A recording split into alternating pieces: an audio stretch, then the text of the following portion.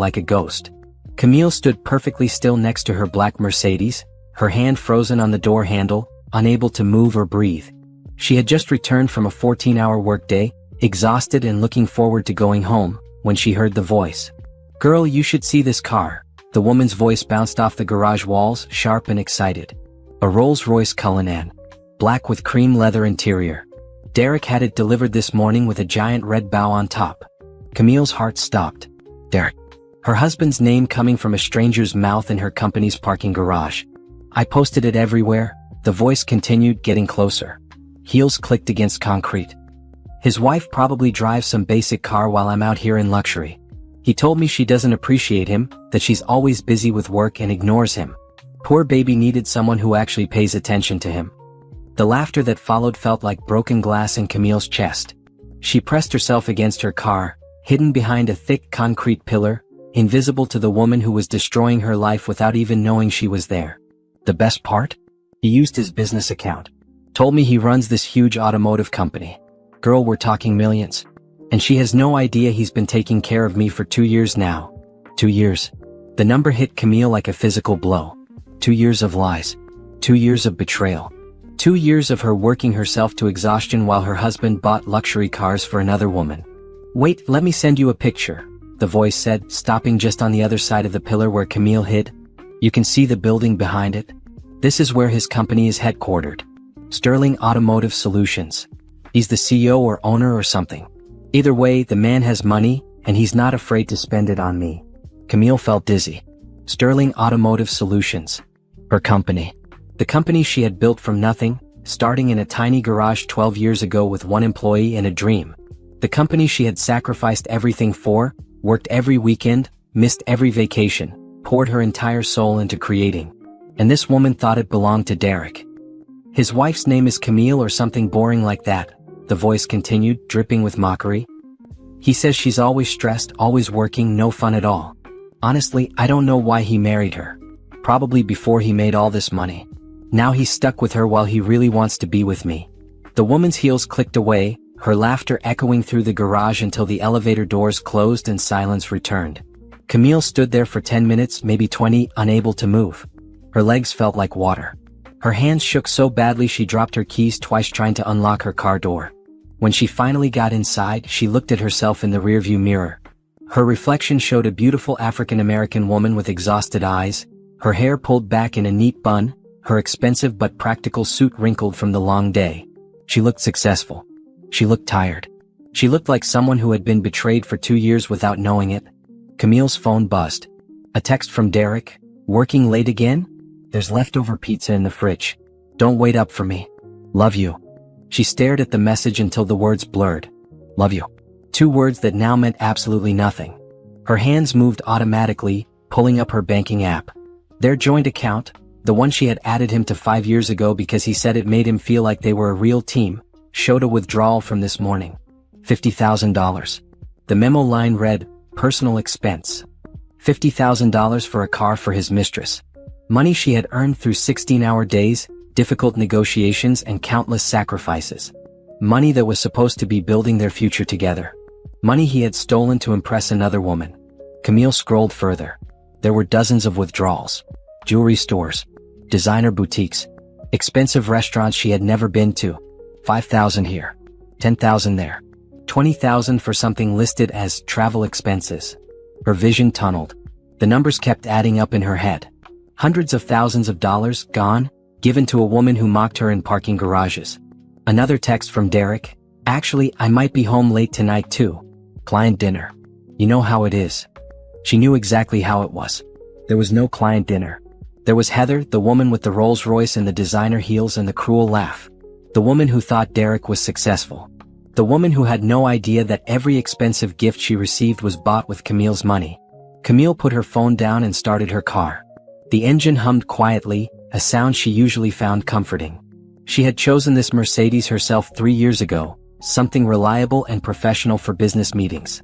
Derek had complained that it wasn't flashy enough, that someone in her position should drive something that made a statement. She had ignored him, choosing practicality over show. Now his mistress drove a Rolls-Royce, bought with her money, from her company account. while she drove a 3-year-old Mercedes and worked until her eyes burned. The drive home felt longer than usual. Every red light gave her time to think, to remember, to piece together moments that suddenly made horrible sense. Derek's new cologne. The way he had started going to the gym and buying expensive clothes. His sudden interest in high-end restaurants and luxury brands. She had thought he was having a midlife crisis at 39. She had been patient, supportive, understanding. She had been a fool. Their house sat at the end of a quiet street in a neighborhood Camille had purchased into 5 years ago. The mortgage was in her name alone, though Derek acted like he owned it. She parked in the driveway, noting that his BMW was gone. Another thing she paid for. Another thing he used to impress his mistress. Inside, the house felt empty and cold despite the expensive furniture and tasteful decorations. Camille walked through the living room, seeing it with new eyes. The 70-inch television Derek had insisted they needed. The leather sectional that cost more than her first car. The art on the walls that he had chosen, saying it made them look sophisticated. Everything in this house, she realized, was about image. About looking successful. About pretending to be something Derek wasn't. She found the leftover pizza in the fridge, still in its delivery box. Derek had ordered from the expensive Italian place downtown, the one that charged $30 for a pizza. Another purchase on their joint account. She threw it in the trash without eating any. In their bedroom, Camille sat on the edge of the bed and finally let herself feel everything she had been holding back. The hurt came first, a wave of pain so intense she had to press her hand against her chest. She had loved this man. Trusted him. Built a life with him. And he had betrayed her in the worst possible way, stealing from her to fund a relationship with someone who laughed at her. But underneath the hurt, something else was growing. Something cold and sharp and focused. Anger. Not the hot, explosive kind that made people scream and throw things. This was different. This was calculated. This was the same anger that had fueled her through every obstacle in building her company. The anger that kept her going when suppliers tried to cheat her because she was a woman. The anger that made her work twice as hard as any man in her industry just to be taken seriously. This was the anger that got results. Camille pulled out her laptop and started searching. She found Heather's social media in less than 5 minutes. The profile was public, filled with photos of designer bags, expensive dinners, and luxury vacations. In the most recent post, dated just hours ago, Heather stood next to a black Rolls-Royce Cullinan with a red bow, her caption reading, "When he really loves you, he shows it. Some women get flowers. I get luxury." The comments below were full of heart emojis and jealous friends asking who her mysterious man was. Heather had responded to one. A successful businessman who knows how to treat a real woman. Unlike some wives, I actually appreciate him. Camille read every post, clicked through every photo, memorized every detail. Heather worked as a sales associate at a high-end boutique downtown. She was 28, 11 years younger than Camille. She liked expensive brunches, designer shoes, and taking selfies in luxury cars. She thought Derek was rich. She had no idea what was coming. Camille opened a new document on her laptop and started typing. She listed every withdrawal from their joint account. Every suspicious purchase. Every lie Derek had told. Then she opened her email and sent a message to her lawyer, asking for an urgent meeting first thing tomorrow morning. Her phone buzzed again. "Derek, don't wait up. This dinner is running really late. Love you, babe." Camille looked at the message for a long moment. Then she replied, "No problem. Take your time." She meant it. He could take all the time he wanted with Heather. Because Camille was done being the wife who worked herself to death while her husband stole from her. She was done being mocked by women who didn't even know her name. She was done pretending everything was fine. The humiliation she felt tonight, standing in that parking garage listening to Heather's cruel laughter, would be the last time Derek made her feel small. Tomorrow she would start taking back everything that was hers. And Derek and his mistress were about to learn a very expensive lesson about who really owned Sterling Automotive Solutions. Camille didn't sleep that night. Instead, she sat at her home office desk with a cup of black coffee that went cold while she worked. The house stayed quiet except for the soft clicking of her keyboard and the occasional creak of the old wooden floors. Derek's text at midnight said he was staying at his friend's place because he had too much to drink at dinner. Another lie. She didn't bother responding. By sunrise, Camille had created a spreadsheet that made her stomach turn. 2 years of financial records laid out in neat rows and columns. The numbers told a story that was even worse than she thought. Derek had withdrawn $375,000 from their joint accounts over 24 months. That didn't include the charges on credit cards she had added him to, which pushed the total past $500,000. $500,000 of her money, spent on a woman who thought Derek was successful. Camille traced the pattern with growing disgust. It started small 2 years ago. 1,000 here, 1,500 there. Restaurant charges at places Camille had never been. Then it escalated. 5,000 for jewelry. 10,000 labeled as business expenses that had nothing to do with her company. 20,000 for a vacation to Miami that Derek had told her was a guy's trip with his college friends. She pulled up his social media, something she rarely checked because she was always too busy working. His privacy settings kept her from seeing much, but she created a fake account using a random name and photos pulled from a stock website. Within an hour, she had sent him a friend request from this fake profile, and Derek, trusting, stupid Derek, had accepted it. His real social media was nothing like the account he showed her. While his main profile had pictures of them together, posts about his workouts, and boring updates about sports, this hidden side of his life was completely different. There were photos at expensive nightclubs with Heather hanging on his arm. Pictures at luxury hotels. Beach vacations where Heather wore designer swimwear and Derek looked tanned and relaxed.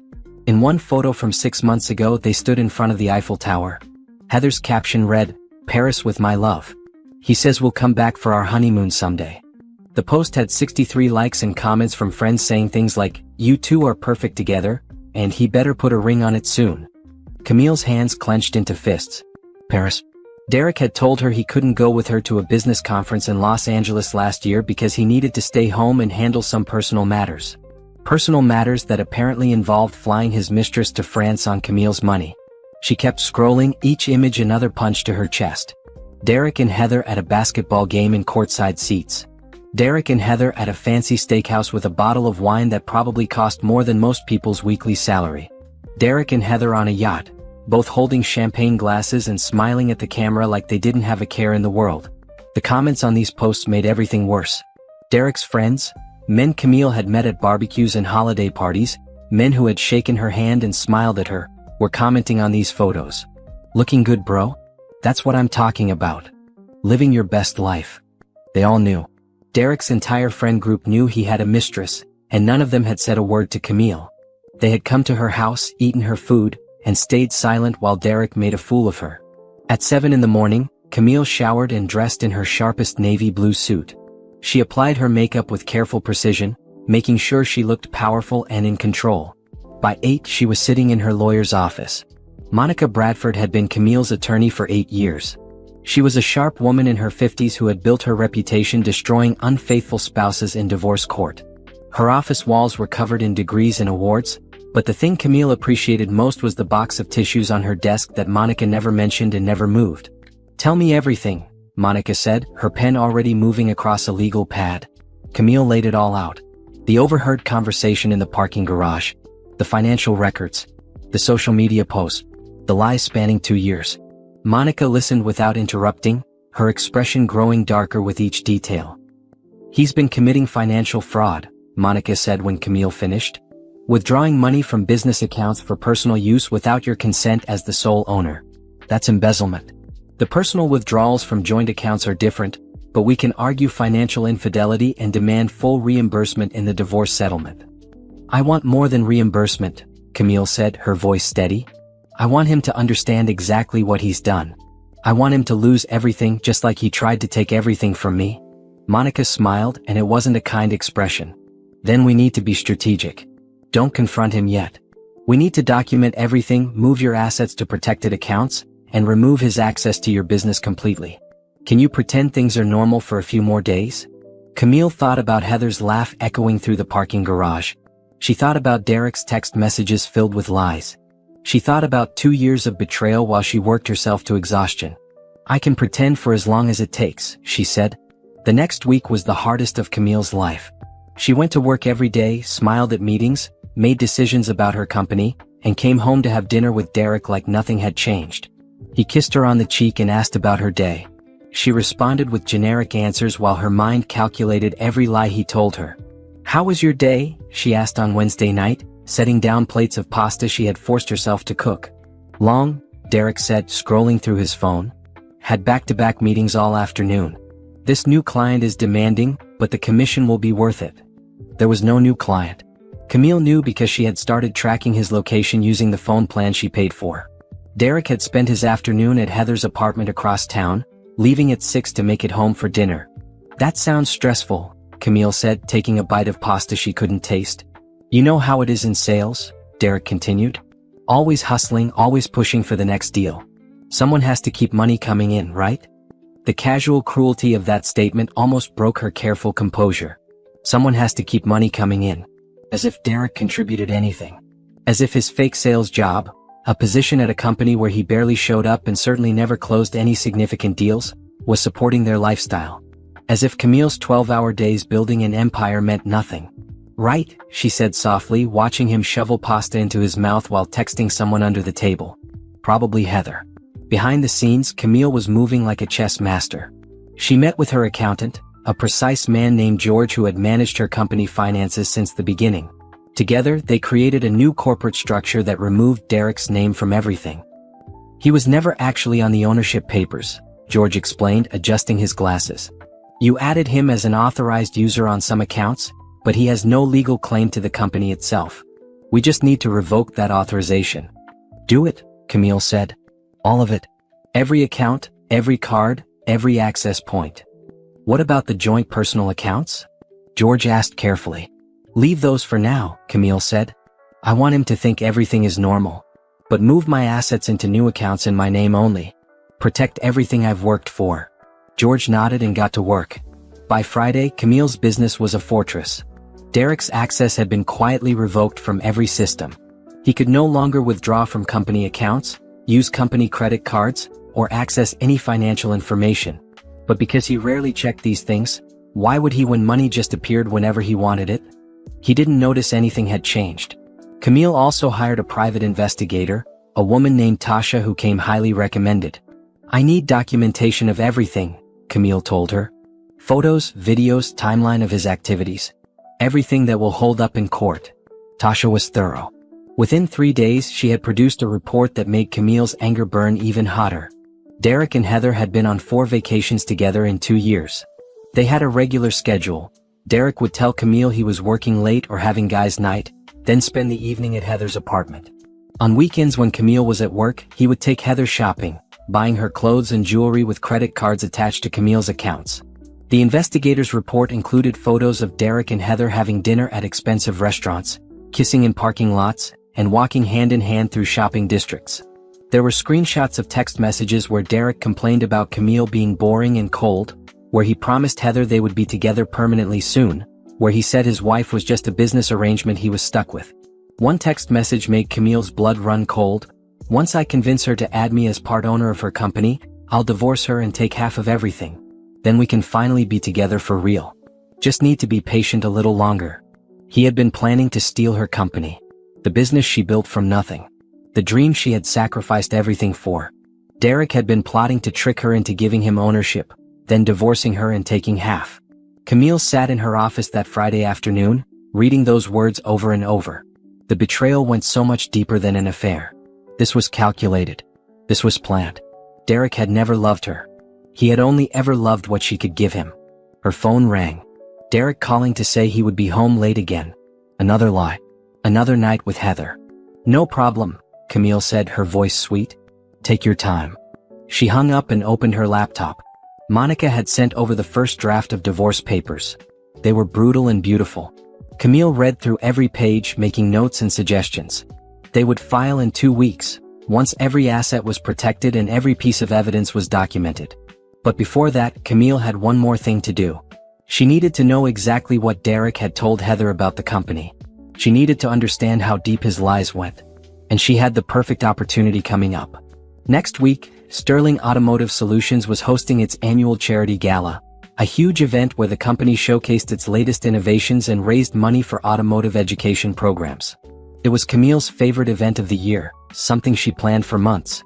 Derek always attended as her spouse, playing the role of supportive husband. This year would be different. This year, Camille was going to make sure certain people received invitations who never had before. She pulled up her contact list and started typing. It was time for Heather to see exactly who owned Sterling Automotive Solutions. And it was time for Derek's lies to come crashing down in the most public way possible. Monday morning started like any other. Camille arrived at Sterling Automotive Solutions at 6:30, 2 hours before most of her staff.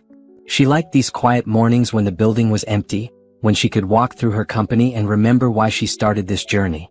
The lobby always impressed her, sleek modern design with her company logo prominently displayed on the wall behind the reception desk. This was hers. She had built this. Her office was on the top floor with floor-to-ceiling windows overlooking the city. Camille stood there now with her coffee, watching the sunrise paint the sky in shades of orange and pink. Her reflection in the glass showed a woman who looked calm and professional, but inside, her mind was working through every detail of her plan. The charity gala was in 10 days. She had already sent out most of the invitations weeks ago, but this morning she had a special list to complete. Camille pulled up her computer and opened the guest management system. She found Heather's name in the company database. Apparently Derek had added her as a contact at some point, probably planning to invite her to events eventually. The email address was there. The phone number too. Camille created an invitation and hit send. You are cordially invited to Sterling Automotive Solutions Annual Charity Gala. Black tie event. Please RSVP. The invitation didn't mention who was sending it. It just came from the company's general events email. Heather would probably think Derek had arranged it, another sign of his supposed power and influence. She would show up expecting to be treated like royalty, the girlfriend of an important man. That thought made Camille smile for the first time in days. Her phone buzzed. A text from Derek. Morning babe. Left early for a breakfast meeting. See you tonight. There was no breakfast meeting. Tasha the investigator had already sent Camille an update. Derek was at Heather's apartment. He had been there since last night, despite telling Camille he was working late. The lies just kept coming, each one making it easier for Camille to do what needed to be done. She spent the morning in meetings with her department heads, discussing production schedules and the new electric vehicle line they were developing. Sterling Automotive Solutions wasn't a car manufacturer. They designed and produced high-end automotive parts and systems that major manufacturers purchased for luxury vehicles. It was a specialized market that Camille had broken into through pure determination and innovation. The European contracts are looking solid, her sales director reported. We should have final signatures by month's end. That's $12 million in revenue for next quarter. Camille nodded, making notes. $12 million in revenue that Derek knew nothing about. He thought he understood her business, but he had never bothered to actually learn what she did. To him, Sterling Automotive Solutions was just a source of money he could steal from. After the meeting, Camille called Monica. I invited the mistress to the charity gala, Camille said. There was a pause on the other end. Then Monica laughed, sharp and approving. You're vicious. I love it. But are you sure you want to confront them publicly? I'm not confronting anyone, Camille said. I'm just letting Heather see reality. Let her walk into my company, see my name on everything, and understand exactly who Derek really is. The humiliation will be natural. And Derek? Derek won't know she's coming. That's the beautiful part. He'll show up expecting to play the role of supportive husband, and his mistress will be there watching. Let him try to lie his way out of that. What about after the gala? Monica asked. After the gala we file. I want the divorce papers served to him the next morning, when he's still trying to figure out what happened. By then, Heather will know the truth and Derek will have nothing left to stand on. And the financial claims? That's where it gets interesting, Camille said, pulling up the documents George had prepared. I've documented every fraudulent withdrawal, every personal expense charged to business accounts. I'm not just divorcing him, Monica. I'm suing him for embezzlement and demanding full restitution plus damages. He wanted half my company? He's going to end up owing me everything he has. Monica was quiet for a moment. This is going to be brutal, Camille. Are you ready for that? Camille thought about standing in that parking garage, listening to Heather mock her. She thought about Derek's text messages planning to steal her company. She thought about 2 years of lies while she worked herself to exhaustion. I'm ready, she said. That evening, Camille came home to find Derek on the couch watching television. He looked relaxed, comfortable, like a man without a care in the world. He smiled when she walked in. Hey babe, how was work? Busy, Camille said, setting down her bag. The gala is next week. Are you ready for it? Derek made a face. Those things are so boring. Do I have to go? Every year, Derek complained about the charity gala. Every year, Camille had to convince him to attend her most important event. And every year, he showed up and acted charming while secretly resenting every minute. But this year was different. This year, Camille needed him there. Yes, you have to go, Camille said firmly. It's important for the company. And it's important to me. Derek sighed dramatically. Fine. But you owe me for sitting through another one of your work events. The casual disrespect in his tone made Camille's jaw tighten, but she kept her expression neutral. I'll make it worth your while, she said, the words tasting like ash in her mouth. Derek seemed satisfied with that and went back to his show. Camille went upstairs to change, closing the bedroom door before letting out a slow breath. She could do this. She just had to maintain the act for 10 more days. Over the next week, Camille threw herself into final preparations for the gala. She met with caterers, approved flower arrangements, and confirmed that every detail was perfect. The event would be held at a luxury hotel downtown, with 300 guests including business partners, city officials, and major clients. It was Sterling Automotive Solutions' biggest night of the year, the event where Camille showcased everything her company had accomplished. This year, it would also be the night Derek's lies exploded in his face. Tasha continued sending investigator reports. Derek and Heather had been spending even more time together, perhaps sensing their opportunity was coming. Derek had apparently told Heather that after the gala, he was going to push Camille to make him a partner in the company. Heather was excited, already planning how they would celebrate once Derek finally got what he deserved from his marriage. The texts between them were nauseating. Derek complained constantly about Camille. She was too focused on work, she wasn't fun, she didn't appreciate him. Heather responded with sympathy and suggestions of things they could do once Derek was free and rich from the divorce settlement he expected. Neither of them had any idea what was really coming. 3 days before the gala, Camille received an RSVP notification. Heather had confirmed her attendance, adding a +1. She was bringing a friend, someone to witness her grand entrance into Derek's supposed world. The friend was probably the same woman from the parking garage, the one Heather had been on the phone with that terrible night. Perfect. The more people who witnessed this, the better. Camille also made one final business move that week. She met with her company's head of security, a former police officer named Jerome who took his job seriously. I need you to do something for me at the gala, Camille said, handing him a photo of Derek and Heather together. This man is my husband. This woman is his mistress. She'll be at the event as a regular guest, but he doesn't know she's coming. When things get complicated, I need you to make sure there's no scene. Escort anyone out quietly if necessary. Jerome studied the photo, his expression carefully neutral. You want me to remove your husband from the gala? Only if he causes a problem, Camille said. I'm hoping he'll leave on his own once he realizes what's happening. But I need to know you'll handle it if things get messy. Understood, Jerome said. Anything else? Yes. I want video footage of everything. Every entrance, every interaction, every moment. Can you make that happen? We always record the gala for security purposes, Jerome said. But I can make sure we have extra coverage this year. Camille thanked him and left the security office feeling more prepared. Every piece was falling into place. All she had to do now was wait. At home that night, Derek was in a good mood. He had just gotten off the phone with someone, probably Heather, and was smiling at his phone like a fool. What's got you so happy? Camille asked, even though she knew exactly what. Nothing, Derek said quickly. Just thinking about the future. Good things coming, you know? He had no idea how right he was. Good things were coming, just not for him. The night before the gala, Camille couldn't sleep. She lay in bed next to Derek, listening to him snore, and thought about everything that had led to this moment. She had loved this man once, trusted him, built a life with him, and he had betrayed her in ways she was still discovering. Tomorrow night, it would all come to an end. Tomorrow night, Derek and Heather would finally understand who they had been messing with. Tomorrow night, Camille would stop being the woman who got mocked in parking garages and become the woman who took back her power. She reached for her phone and opened her photos, looking at the picture she had taken of herself earlier that day. She was wearing the dress she had chosen for the gala, a stunning floor-length gown that made her look like royalty. It was elegant and powerful, the kind of dress that commanded attention. Tomorrow night, everyone would be paying attention to her. And Derek and Heather were going to wish they had never crossed Camille Sterling. The game was about to begin and Camille held all the cards. Friday morning arrived with clear skies and bright sunshine. Camille woke up at 5, too anxious to sleep anymore. Tonight was the gala. Tonight everything would change. But before that, she had one more crucial piece of business to handle. She slipped out of bed quietly, leaving Derek still asleep.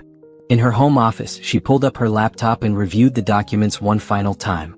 George had prepared everything perfectly. New corporate structure, new account access, new security protocols. Sterling Automotive Solutions was now completely protected from Derek's reach. But there was one last detail Camille wanted to handle personally. At 7 she was already at her office. The building was quiet this early, just security guards and a few dedicated employees who arrived before dawn. Camille rode the elevator to the top floor and walked past the executive offices until she reached the door marked Director of Operations. Derek's office. Except it wasn't really Derek's office. It was a courtesy space Camille had given him 3 years ago when he complained about not having anywhere to work. He barely used it, showing up maybe once a week to make phone calls and use the free coffee. But the nameplate on the door said, Derek Morrison, Director of Operations, a title that meant nothing and came with no actual responsibilities. Today that nameplate was coming down. Camille called Jerome from security. I need you to remove some items from this office and change the locks. Today before the gala. Jerome arrived with 2 maintenance workers.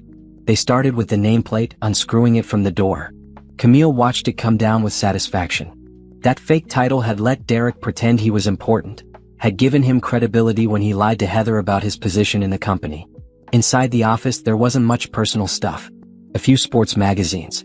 Some protein bars. A framed photo of Derek at a college football game. Everything went into a box. What should we do with it? Jerome asked.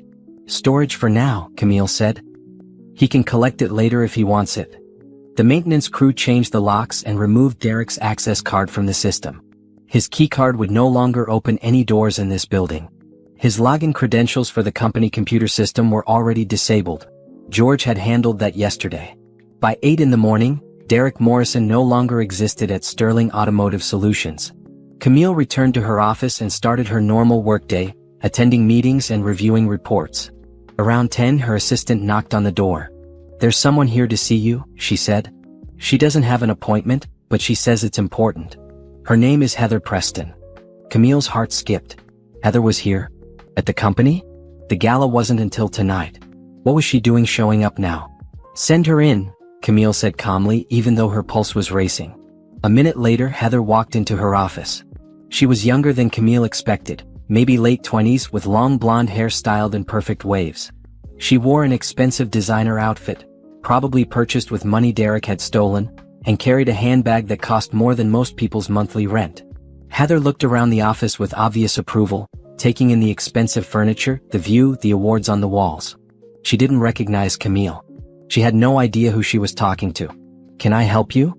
Camille asked, keeping her voice professional and neutral. I'm looking for Derek Morrison, Heather said with a bright smile.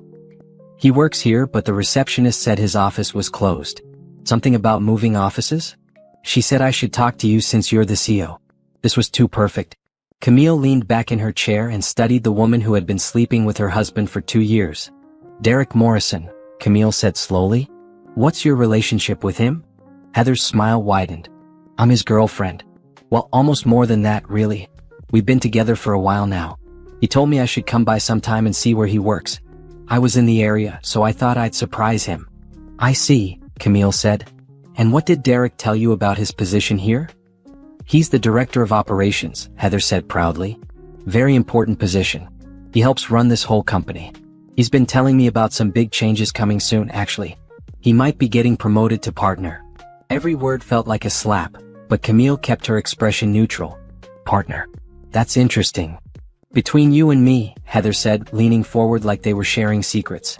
Derek says the current owner is his wife, but she's really just a figurehead. Derek does all the real work.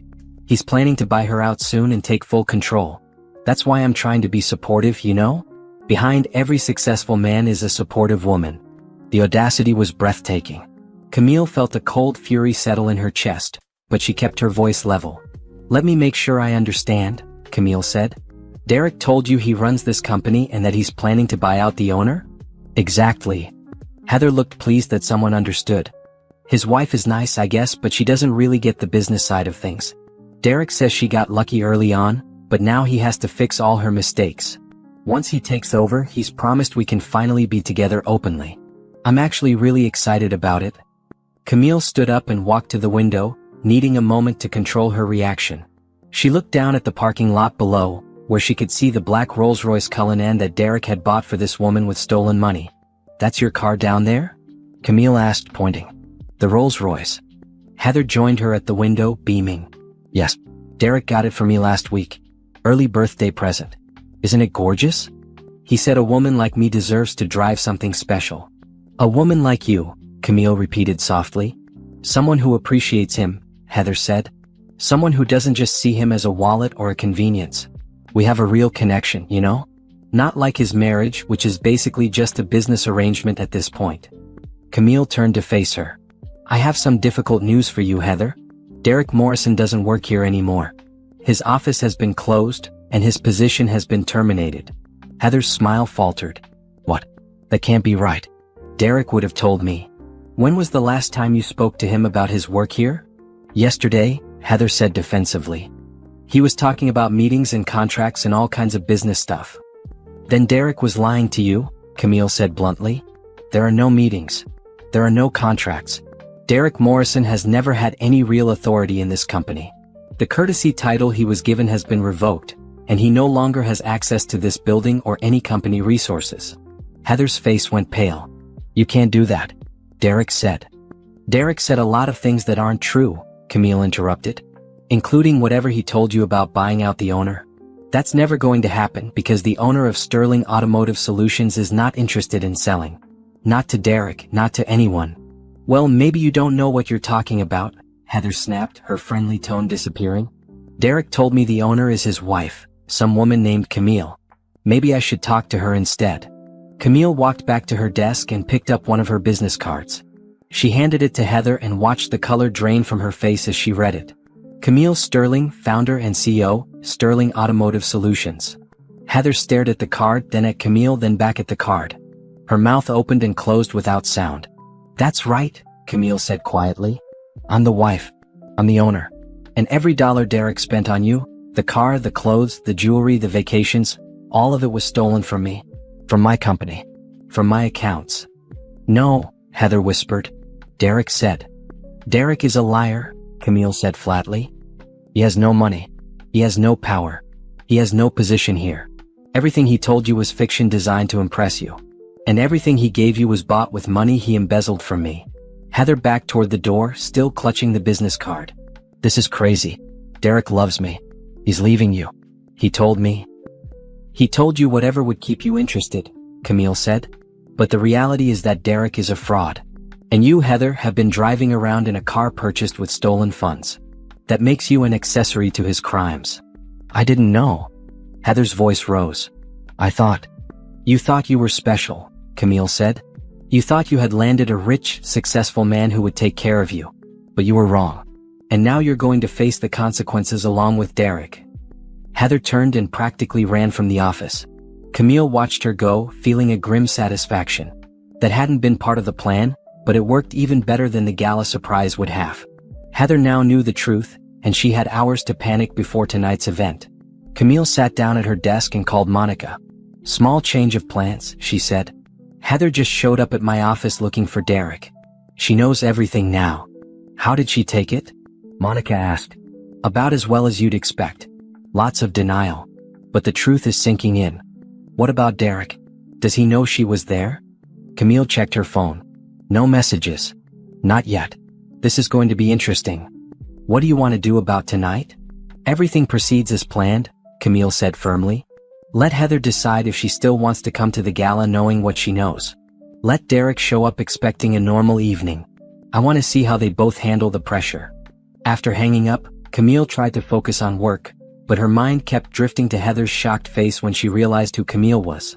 The woman had walked into this office so confident, so sure of her place in Derek's life. And in 5 minutes, Camille had destroyed that confidence completely. Felt good. It felt like power. Around 3 in the afternoon, Camille's phone buzzed. Derek calling. She let it ring 4 times before answering. Hey, she said. Hey, babe. Derek's voice sounded strained. Have you been at the office all day? Of course. Why? No reason. Just checking in. We're still going to the gala tonight, right? Yes. Why would that change? It wouldn't, Derek said quickly. I just wanted to make sure. What time should I meet you? The event starts at 7. I'll be there early to oversee setup. You can come whenever you're ready. Okay, sounds good. See you tonight. He hung up abruptly. Camille smiled. Heather had definitely told him about her visit. Derek was panicking, trying to figure out what Camille knew and what she didn't. He was probably scrambling to come up with explanations, preparing lies to cover his lies. It wouldn't matter. Tonight, at the gala, everything would become crystal clear. Camille spent the rest of the afternoon preparing. She left the office at 5 to go home and get ready. The dress she had chosen was perfect, a deep emerald green that complemented her skin tone beautifully. She styled her hair in an elegant updo and applied her makeup carefully. When she looked in the mirror, she saw a woman who looked like she owned the room. Because she did. Derek wasn't home when she left. He had texted saying he was getting ready at a friend's place to save time. Another lie. He was probably with Heather, trying to convince her that everything was fine, that Camille didn't know anything important. They would both learn differently tonight. Camille arrived at the hotel at 6. The ballroom was already transformed into an elegant showcase of her company's success. Silver and white decorations created a sophisticated atmosphere. Tables were arranged perfectly, each with centerpieces featuring small automotive parts turned into art pieces. The stage at the front of the room had a massive screen displaying the Sterling Automotive Solutions logo. Everything was perfect. Everything was ready. At 6:45, guests started arriving. Business partners in tuxedos with their spouses in evening gowns. City officials and local celebrities. Important clients and company employees. Everyone who mattered in Camille's professional world was here to celebrate her success. At 7:15, Derek arrived. He was wearing his tuxedo and looking nervous. His eyes scanned the room constantly, like he was searching for someone or expecting trouble. He found Camille near the bar and approached with a forced smile. "You look beautiful," he said, kissing her cheek. "Thank you," Camille said coolly. "Enjoy the evening." She walked away before he could say anything else, leaving him standing there looking confused.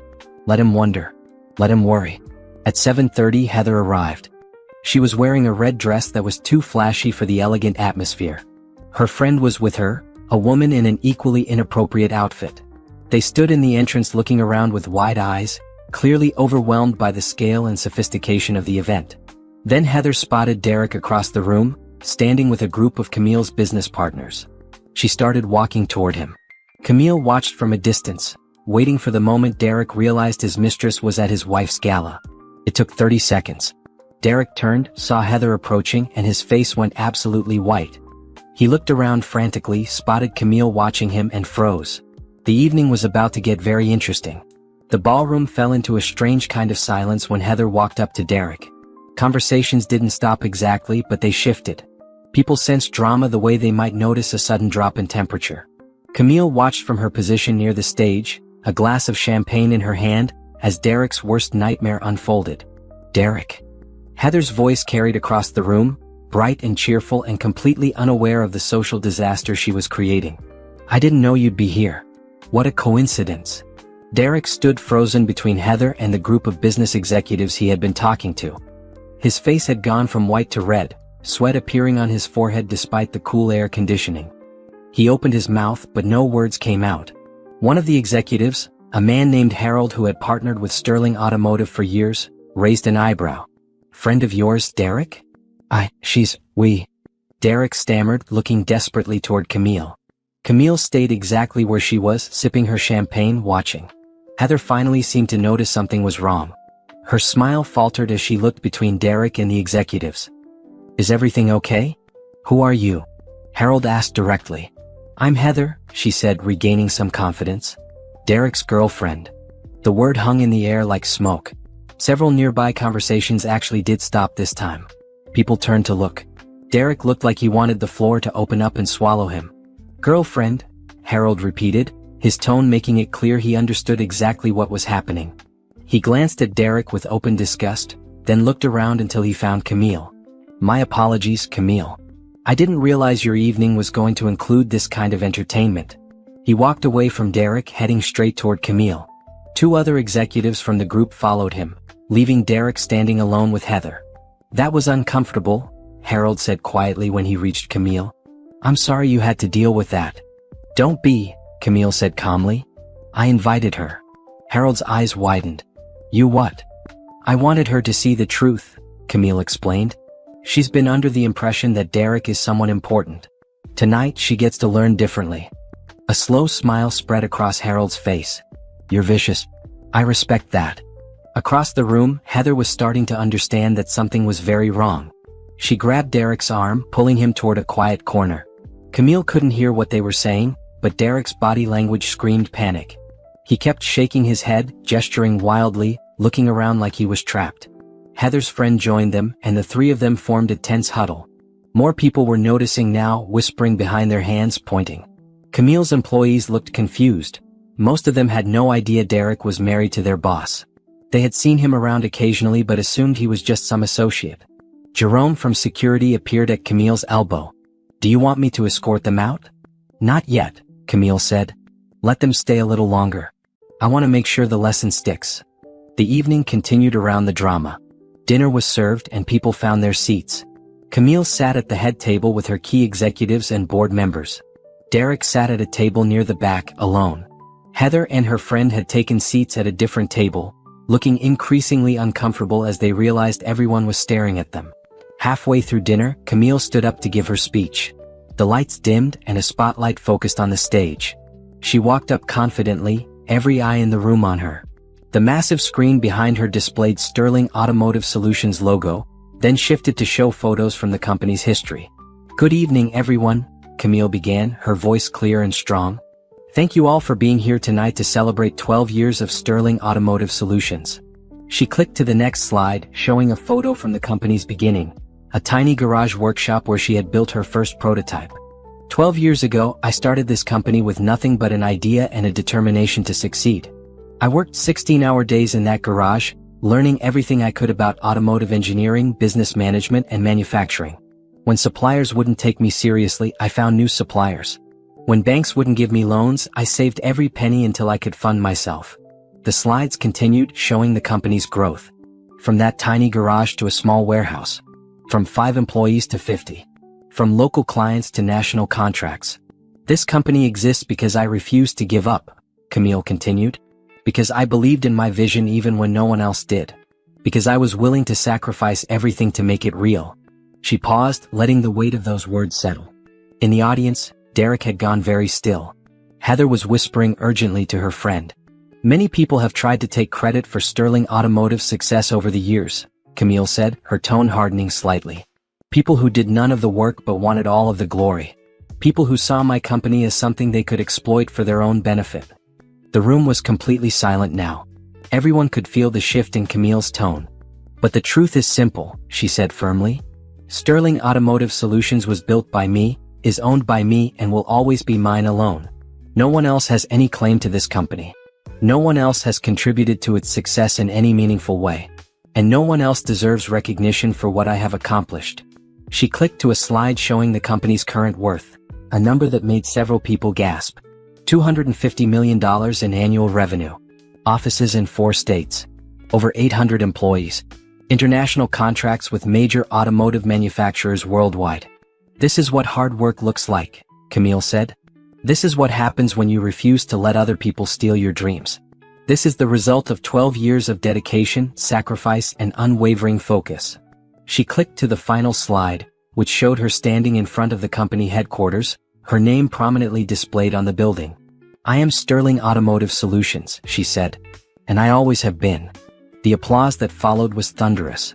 People stood up, clapping and cheering. Camille's employees looked proud. Her business partners looked impressed. Her investors looked satisfied. Derek looked destroyed. Heather looked like she finally understood what she had walked into.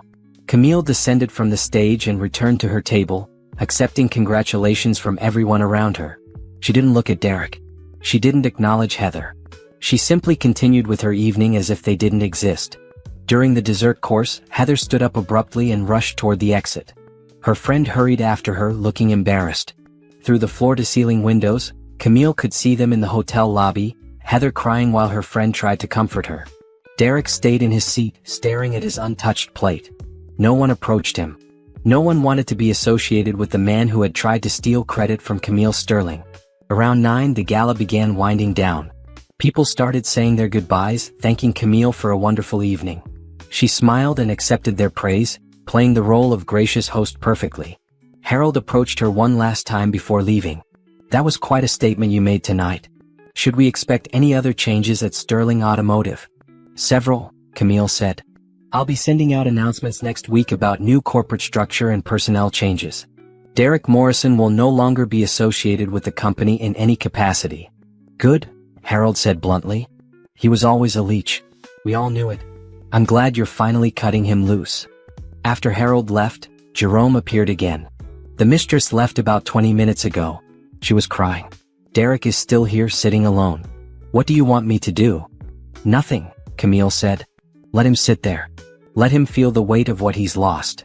By 10 o'clock, the ballroom had mostly cleared out. A few stragglers remained, chatting near the bar. Camille stood near the stage, watching the staff begin cleanup. And Derek finally approached her. He looked terrible. His eyes were red. His tuxedo was rumpled. He moved slowly, like every step required tremendous effort. Camille, he said quietly. Can we talk? We can talk right here, Camille said, not moving. Derek glanced around at the remaining guests and staff. Please. Not here. Can we go somewhere private? Why would I do that? Because we're married, Derek said desperately. Because we need to discuss this. There's nothing to discuss, Camille said calmly. You betrayed me. You stole from me. You tried to ruin me. What exactly do you think we need to talk about? I can explain. Don't bother. I heard you explaining to Heather that you run my company. I heard you explaining to your friends that I'm just lucky and you're the real talent. I heard you explaining to Heather that you planned to steal my company and divorce me. Derek's face went white again. You? How did you? I know everything, Derek. Every lie you told. Every dollar you stole. Every moment you spent with her while I worked to build something real. I know all of it. I'm sorry, Derek whispered. I made mistakes, but we can fix this. We can go to counseling. We can. No, Camille interrupted firmly. We can't fix anything because there's nothing left to fix. You killed this marriage when you decided to betray me. You destroyed any chance of reconciliation when you stole from me. And you eliminated any possibility of forgiveness when you tried to take my company. Please, Derek begged. I love you. You love my money, Camille corrected. You love the lifestyle I provided. You love being able to pretend you're successful. But you never loved me. If you had, you wouldn't have done any of this. Derek grabbed her arm. Camille, please. Jerome was there instantly, pulling Derek's hand away from Camille. That's enough. Time for you to leave. She's my wife. Derek shouted, drawing attention from everyone still in the ballroom. Not for long, Camille said coldly. You'll be served divorce papers tomorrow morning. They detail every crime you committed, every dollar you stole, and every lie you told. My lawyers will be pursuing both divorce and criminal embezzlement charges. I'm going to take you for everything you have, Derek. And when I'm done, you'll have nothing left except the memory of how badly you messed up. Derek stared at her, tears streaming down his face. You can't do this. I already have, Camille said. Now get out of my event. Get out of my company. And get out of my life.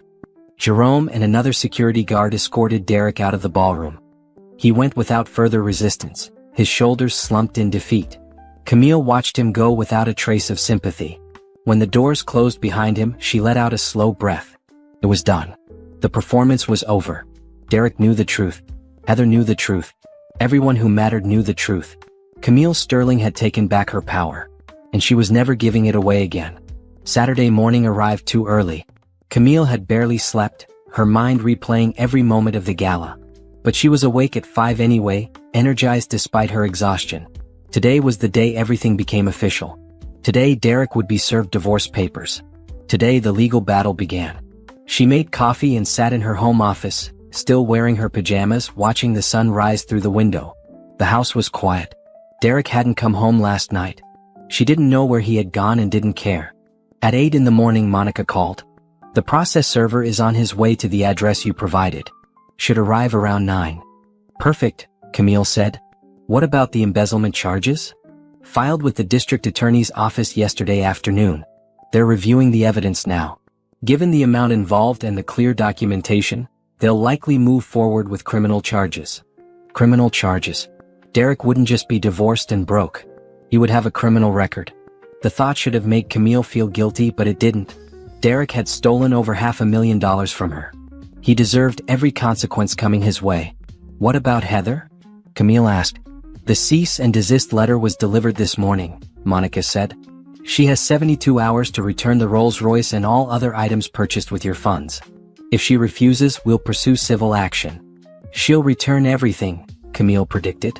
She knows she doesn't have a choice. After hanging up with Monica, Camille spent the morning catching up on emails and work reports. Normally, she would be at the office on Saturday, but today she wanted to be home when Derek finally showed up. She wanted to see his face when he realized he had lost everything.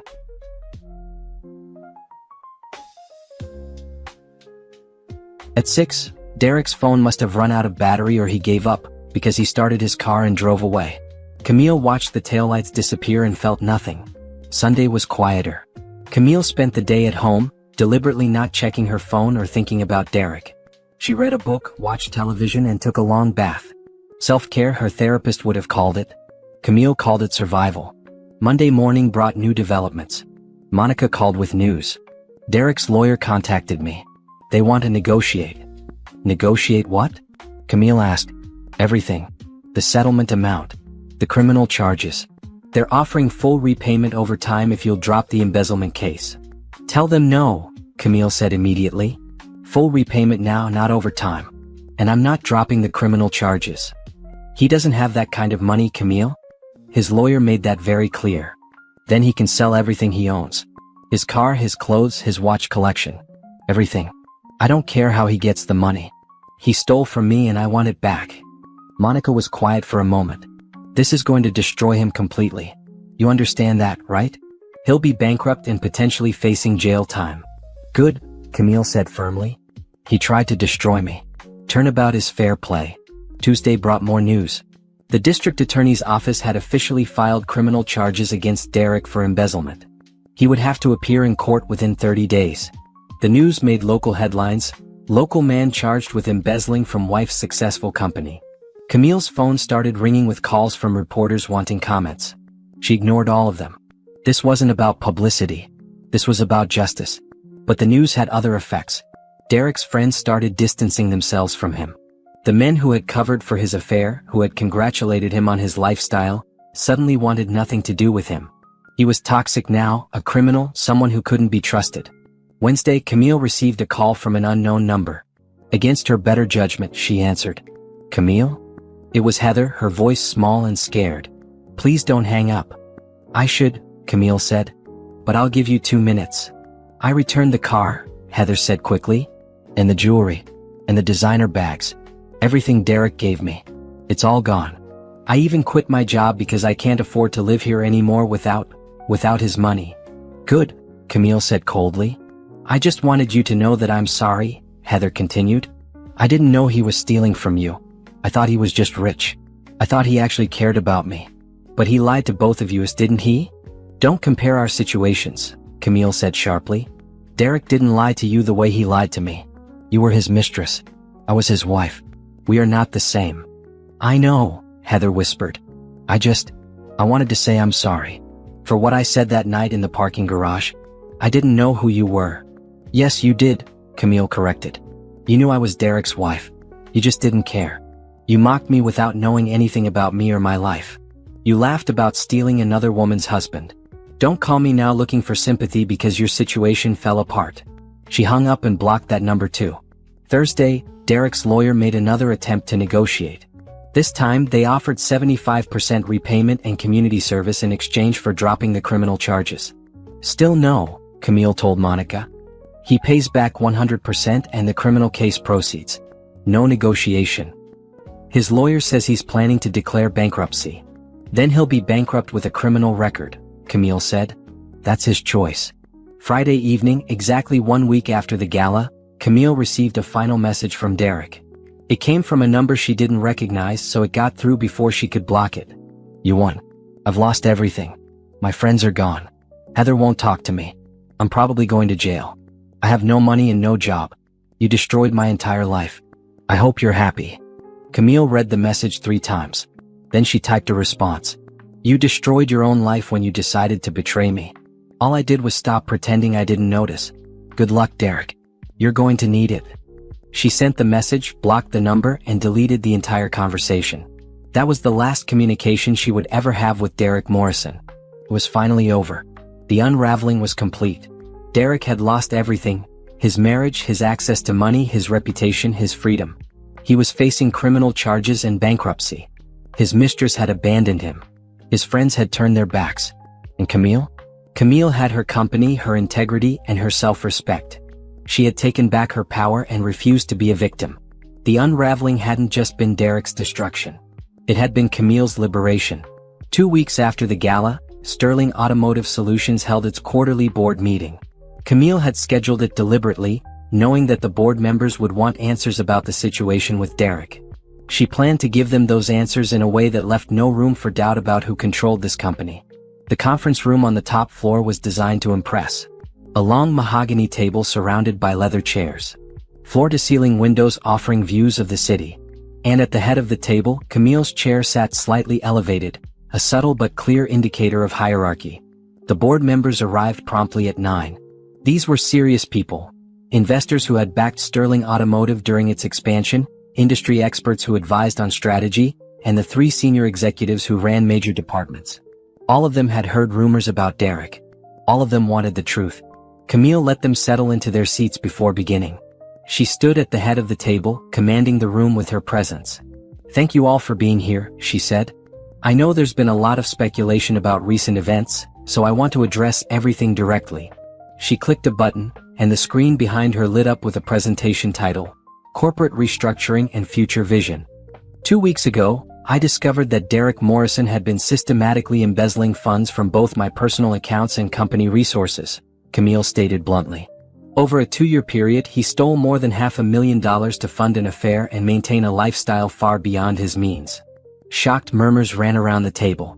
Even though they had heard rumors, hearing the actual numbers made it real. "I have filed for divorce and pressed criminal charges," Camille continued. "The district attorney is pursuing embezzlement charges, and I am seeking full restitution through civil court. Derek Morrison no longer has any connection to Sterling Automotive Solutions and will never be associated with this company again." One board member, an investor named Patricia, raised her hand. "Was he ever actually involved in company operations?" "No," Camille said firmly. "Derek Morrison held a courtesy title with no actual responsibilities. He was given access to certain resources as my spouse, access he abused for personal gain. But he never contributed to this company's success in any meaningful way." Another board member spoke up, an industry veteran named Thomas. "Some of us were under the impression that Derek played a role in business development." "That impression was false," Camille said. "Derek deliberately misrepresented his position to people outside this company. He took credit for deals he had nothing to do with. He claimed expertise he didn't possess. He used his connection to me to fraudulently present himself as someone important." She clicked to the next slide, showing Sterling Automotive's actual organizational chart. Derek's name appeared nowhere on it. "This is the reality of our corporate structure," Camille said. "As you can see, I am the sole owner and CEO. Our 3 division heads report directly to me. Every major decision, every successful contract, every innovation that has made this company successful, all of it happened without Derek Morrison's involvement." Patricia nodded approvingly. "I always suspected as much. I'm glad you're making it official." Camille moved to the next slide, showing financial projections. "With Derek's access revoked and my personal finances secured, Sterling Automotive is positioned for unprecedented growth. The European expansion is moving forward. Our new electric vehicle component line is generating significant interest. And we have 3 potential acquisitions under consideration that will strengthen our market position." The mood in the room shifted from concern to excited. This was what the board wanted to hear. Not drama about a failed marriage, but vision for the company's future. For the next hour, Camille walked them through detailed plans for expansion. New facilities in 2 states. Partnerships with 3 major automotive manufacturers. Research and development investments that would position Sterling Automotive at the forefront of industry innovation. "Without the drain on resources that Derek represented," Camille concluded, "we can finally operate at full potential. The future of Sterling Automotive has never been brighter." The board voted unanimously to approve her expansion plans. They also voted to formally remove any references to Derek from company materials and to release a public statement clarifying that he had never held any actual position of authority. After the meeting ended and the board members left, Patricia lingered behind. "That was masterfully done," Patricia said. "You turned a potential scandal into a demonstration of strength." I learned a long time ago that controlling the narrative matters, Camille replied. Derek tried to make himself seem important. I'm simply correcting the record. What happens next? With the criminal case? That's out of my hands, Camille said. But my lawyers are confident. The evidence is overwhelming. Patricia nodded. Good. Men like Derek need to face consequences. Otherwise, they'll keep doing this to other women. After Patricia left, Camille stood alone in the conference room looking out at the city. She had just reclaimed her company's narrative. No one would ever again think Derek Morrison had contributed anything to Sterling Automotive's success. That afternoon, the company's public relations team released the statement the board had approved. Sterling Automotive Solutions wishes to clarify that Derek Morrison has never held any operational role within the company. Mr. Morrison had no involvement in business development, strategic planning, or day-to-day operations. The company was founded, built, and continues to be led solely by CEO Camille Sterling. Mr. Morrison is no longer affiliated with Sterling Automotive Solutions in any capacity. The statement was brief, professional, and devastating. It appeared on the company website, was sent to all business partners, and was picked up by industry publications. By evening, Camille's phone was buzzing with messages of support from colleagues and business associates. People she had worked with for years were reaching out to say they never believed Derek's claims anyway, that they always knew she was the real force behind Sterling Automotive. One message came from Harold, the executive from the gala. Saw the statement. Perfect response. You're handling this with impressive grace. Looking forward to our continued partnership. Camille appreciated the support, but she knew the truth. Half of these people probably had believed Derek's lies. They had probably thought he contributed something. But now that the truth was public, they were all rewriting their memories to seem more perceptive than they had been. It didn't matter. What mattered was that the record was now correct. Sterling Automotive Solutions belonged to Camille Sterling, and everyone knew it. Later that week, Camille gave an interview to an industry publication. The reporter asked carefully about Derek, clearly hoping for dramatic quotes. I prefer to focus on the company's future rather than past mistakes, Camille said diplomatically. Sterling Automotive has exciting developments ahead, and that's where my energy is directed. But surely the situation with your husband affected the company? The situation with my former husband revealed the importance of protecting what you build, Camille replied. It reinforced my commitment to maintaining complete control over my company and ensuring that credit goes where it's actually deserved. The reporter pressed further. Do you have advice for other women entrepreneurs dealing with similar situations? Camille considered the question carefully. Trust your instincts. Document everything. Don't let anyone take credit for your work. And remember that you don't owe anyone access to what you've built, not even family members. Your success is yours to protect. The interview was published the following week with the headline, Camille Sterling on Building an Empire and Protecting What's Yours. It focused primarily on Sterling Automotive's growth and future plans, with only a brief mention of Derek's fraud. Exactly what Camille wanted. The public reveal of Derek's lies had multiple effects. Some were expected, business partners reaffirming their respect for Camille, industry colleagues reaching out with support. Others were surprising. 3 different women contacted Camille privately to share their own stories of partners who had tried to take credit for their success or steal from their businesses. These women had stayed silent, afraid of the stigma of divorce or worried about appearing weak. Camille's public stance gave them courage to take action. You showed me it was possible to fight back, one woman wrote. I'm filing for divorce next week. Thank you for being brave enough to speak up. Camille responded to each message, offering what support she could. She hadn't intended to become any kind of symbol, but if her experience helped other women, that was worth something. The local business community also took notice. Camille was invited to speak at a women's entrepreneur conference. She was featured in a magazine article about successful business owners. She received an award from the Chamber of Commerce for her contributions to the city's economy. Each recognition was gratifying but also slightly awkward. Camille knew people were paying attention now because of the scandal, not purely because of her business success. She had been running Sterling Automotive successfully for 12 years, but only now, after her personal life exploded publicly, was she getting this level of attention. Still, she used every opportunity to redirect focus to her company and its achievements. Every speech she gave emphasized hard work, innovation, and refusing to let obstacles stop you. She never mentioned Derek by name after that first industry interview. 3 weeks after the gala, Derek's criminal trial date was set. Monica called with the details. 4 months from now. The prosecution is confident. They have all the documentation they need. What about the divorce? Camille asked, moving faster. We should have a court date within 6 weeks. Derek's lawyer is still trying to negotiate, but we're not budging on your terms. Good. What's Derek doing now? Last I heard he moved in with a friend. Lost his job. Apparently having criminal charges against you makes employers nervous. He's working part-time at a retail store, barely covering his lawyer's fees. The fall from grace was complete. Derek had gone from pretending to be a successful businessman to working retail and living on a friend's couch. All because he couldn't be satisfied with having a successful wife. He had to steal from her, cheat on her, and plot against her. Camille didn't feel sorry for him. She felt vindicated. The public reveal had done exactly what she intended.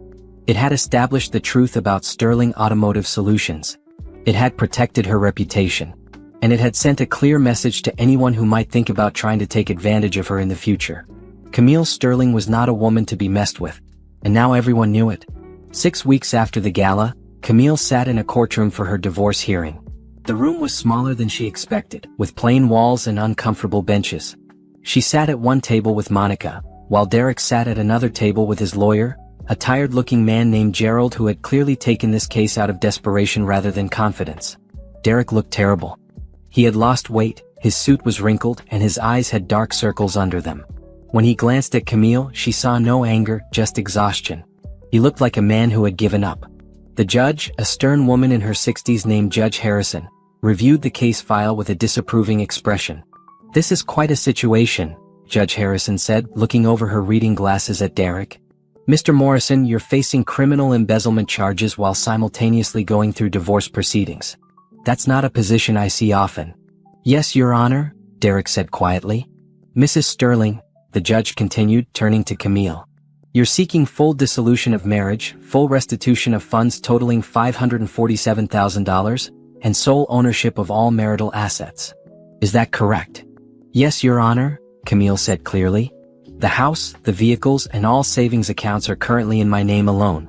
I'm requesting that remain unchanged. I'm also requesting Mr. Morrison be ordered to repay all funds he fraudulently withdrew from our accounts." Derek's lawyer spoke up. "Your Honor, my client doesn't have the means to repay that amount. He's currently unemployed and..." "Perhaps Mr. Morrison should have considered that before embezzling over $500,000, Judge Harrison interrupted Drilly. "Continue, Mrs. Sterling." Monica stood and presented documentation. Bank statements showing every withdrawal. Credit card statements showing purchases for Heather. Text messages where Derek bragged about his plans. Photos from social media showing the luxury lifestyle he had maintained using Camille's money. The judge reviewed each piece of evidence carefully. Her expression grew progressively darker. "Mr. Morrison," she said finally, "is any of this disputed? Did you or did you not withdraw these funds and spend them on an extramarital affair?" Derek looked at his lawyer, who shook his head slightly. There was no point denying what was clearly proven. "I did, Your Honor," Derek admitted. "And did you or did you not have authorization to use these funds for personal expenses unrelated to household needs?" I thought I could use the joint account," Derek tried. "For a Rolls-Royce?" Judge Harrison's tone was sharp. "For luxury vacations? For designer jewelry? You thought you had authorization for that?" Derek said nothing. Judge Harrison set down the papers and looked at both parties. "I'm going to be very clear about something. This court sees a lot of difficult divorces. People fall out of love. People grow apart. People make mistakes. But what I see here isn't just a failed marriage. This is systematic financial fraud perpetrated against a spouse who was working to support the family." She turned to Derek. "Mr. Morrison, you took advantage of your wife's success. You stole from her while she worked to build a business. You lied to her, cheated on her, and plotted to steal her company. And now you're sitting here asking this court for mercy because you can't afford to pay back what you stole." "Your Honor, Derek started. "I'm not finished," Judge Harrison interrupted. "Mrs. Sterling is entitled to every penny she's requesting, and frankly, she's being generous by not seeking additional damages. Here's what's going to happen." She began writing on her order sheet. "Divorce granted. All assets currently in Mrs. Sterling's name remain with her. Mr. Morrison, you are ordered to repay the full amount of $547,000 to Mrs. Sterling within 5 years, with interest. Payments of $10,000 per month will begin immediately. If you miss a single payment, the full amount becomes due immediately and your wages will be garnished. Derek's face went white. Your Honor, I can't. Then you shouldn't have spent the money, Judge Harrison said firmly. Furthermore, you are ordered to return any and all items still in your possession that were purchased with Mrs. Sterling's funds. This includes your vehicle, which I see from these records was purchased using her credit. You have 48 hours to surrender that vehicle. But I need it for work, Derek protested weakly. You should have thought of that before committing fraud, the judge said without sympathy. Mrs. Sterling, is there anything else? Just one thing, Your Honor, Monica said. We'd like the court to order Mr. Morrison to cease all contact with Mrs. Sterling except through attorneys. He's been attempting to contact her repeatedly, which constitutes harassment. Granted, Judge Harrison said immediately. Mr. Morrison, you are not to contact Mrs. Sterling directly for any reason. All communication goes through lawyers. Violation of this order will result in contempt charges. Do you understand? Yes, Your Honor, Derek whispered. Judge Harrison signed the order and handed copies to both lawyers. This divorce is final. Court dismissed. As everyone stood to leave, Derek tried to approach Camille. Please, can we just? Jerome, who had accompanied Camille to court as security, stepped between them. No contact. Judge's orders. Derek backed away looking lost. Camille walked out of the courtroom without giving him a second glance. Outside the courthouse, Monica looked pleased. That went even better than expected. 5-year repayment timeline is generous, but the monthly payment amount will ensure he feels it. And getting your car back is a nice bonus. He won't be able to keep up with those payments, Camille predicted. Probably not, Monica agreed. Which means we can pursue garnishment and collection. Either way, you're getting your money back. 2 days later, Derek returned the BMW. He had someone drop it off at Camille's house with the keys in the mailbox. She never saw him. 3 weeks after the divorce hearing, the criminal trial for embezzlement began. Camille had to testify, describing how she discovered Derek's theft and documenting the financial impact on her business and personal life. The prosecutor was a sharp young woman named Andrea who presented the case efficiently. She laid out every withdrawal, every lie, every fraudulent expense. She showed the jury Derek's text messages where he bragged about stealing from Camille. She presented testimony from George the accountant about how Derek's actions had nearly compromised the company's financial stability. Derek's defense lawyer tried to argue that the money came from joint accounts, so Derek had a right to use it. The prosecutor destroyed that argument by showing the sheer amounts involved and the fraudulent nature of how Derek had accessed company resources. The trial lasted 3 days. The jury deliberated for less than 2 hours. Guilty on all counts. Derek's sentencing was scheduled for 4 weeks later. The prosecution was seeking jail time plus restitution. Derek's lawyer was begging for probation and community service. Camille didn't attend the sentencing hearing. She had said everything she needed to say during the trial. Whatever happened to Derek now was between him and the justice system. Monica called her that afternoon with the results. 18 months in jail, suspended to 6 months with good behavior. 5 years probation. Court ordered restitution of $547,000, which runs concurrent with the divorce judgment.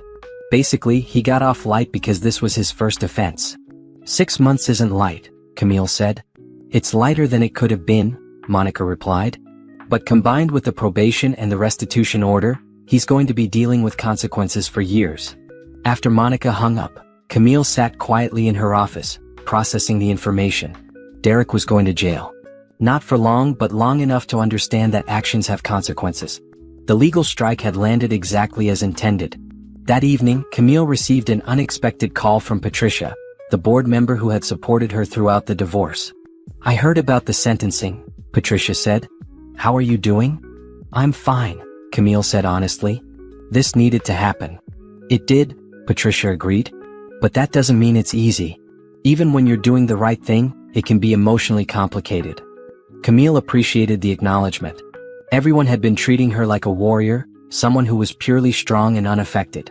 But the truth was more complex. She was relieved the legal battles were over. She was satisfied with the outcomes. But she was also tired, emotionally drained, and ready to move on with her life.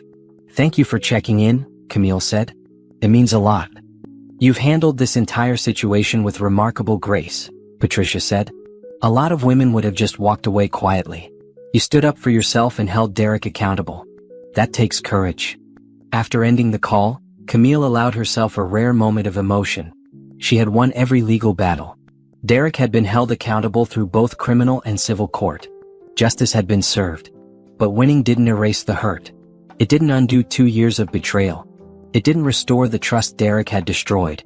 The legal strike had accomplished everything Camille set out to do. Derek had lost his freedom, his reputation, and his financial security. He would spend the next several years paying for his crimes, both literally and figuratively. But for Camille, the victory felt hollow. Not because she regretted her actions, she didn't, but because she had lost something too. She had lost 2 years of her life to Derek's lies. She had lost the belief that her marriage meant something. She had lost the ability to trust easily. The legal battles were over. Derek had been defeated. Justice had been served. Now Camille needed to figure out how to move forward and rebuild the parts of her life that Derek had damaged. The war was won, but the healing was just beginning. 3 months after Derek's sentencing, Camille stood in her newly renovated office, looking at the changes she had made. New furniture. New artwork. A complete redesign that eliminated every trace of the past.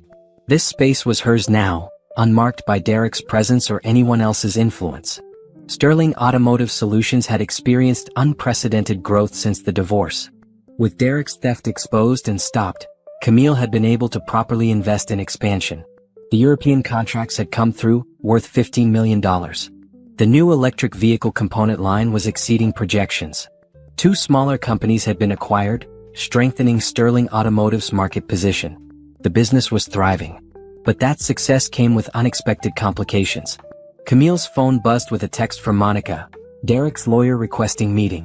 Says it's urgent. Camille sighed. She had hoped Derek was finally out of her life, but apparently not. What does he want now? Didn't say. But Gerald sounds desperate. Worth 5 minutes of your time? Against her better judgment, Camille agreed to a phone call. That afternoon, Gerald's voice came through sounding defeated. Mrs. Sterling, thank you for taking this call. I know you have no obligation to speak with me. That's correct. What do you want? It's about Derek's restitution payments. He's struggling to make them. He's working 3 part-time jobs, but it's not enough to cover the monthly amount ordered by the court. That's not my problem, Camille said bluntly. He stole from me. He owes me that money. How he pays it back is his concern, not mine. I understand, Gerald said carefully. But Derek is 2 months behind on payments. If he falls any further behind, the court will issue a warrant and he'll go back to jail. He's trying, Mrs. Sterling. He really is. He should have tried not to steal from me in the first place. There was a long pause. Derek wanted me to ask if you would consider reducing the monthly payment amount. Maybe extending the timeline. Anything that would make the payments manageable. No, Camille said firmly. The court set those terms based on the amount Derek stole. I'm not reducing anything. If Derek can't make the payments, he can sell whatever possessions he has left. He can get better paying jobs. He can figure it out. But I'm not making this easier for him. He's living in a studio apartment with no furniture, Gerald said quietly. Working 18-hour days just to survive. He's lost everything, Mrs. Sterling. At what point is the punishment enough? Camille felt a flash of anger. He tried to steal my company, Gerald. He spent 2 years betraying me while I worked myself to exhaustion. He mocked me, lied to me, and plotted against me. And you're asking me to feel sorry for him because he's working hard and living in a small apartment? That's my life he's describing. That's how I lived when I was building my company from nothing. The difference is I didn't steal to make it easier. Gerald had no response to that. Derek made his choices, Camille continued. He chose to betray me. He chose to steal from me. He chose to commit crimes. Now he's dealing with the consequences. That's how justice works.